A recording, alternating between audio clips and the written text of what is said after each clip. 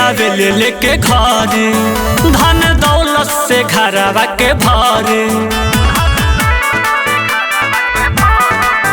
रिधि सीधी के आवेले लेके घर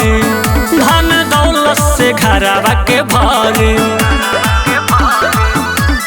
लड्डुआ मिठाई के करेले भोजनवा सब देवता से होखेला पहिले पूजनवा सब देवता से होखेला पहिले पूजनवा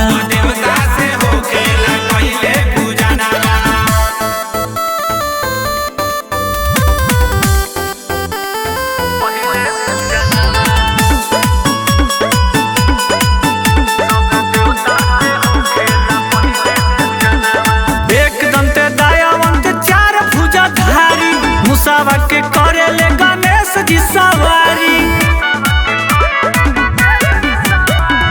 एक दंते दयावंत चार भुजाधारी मुसावा के करेले गणेश जी सवारी हथिया के सूढ़बा मनुष्य के बतानावा सब देवता से होखेला पहिले पूजनवा सब देवता से होखेला पहिले पूजनवा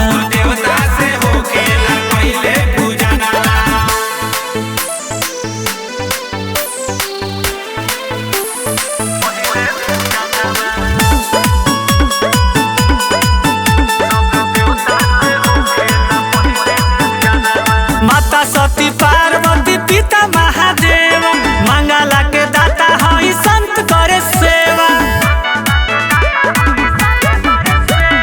माता गौरा पार्वती पिता महादेव मंगला के दाता हई संत करे सेवा पूरा करी रोशन के बाबा यारा मनवा सब देवता से होखेला पहिले पूजनवा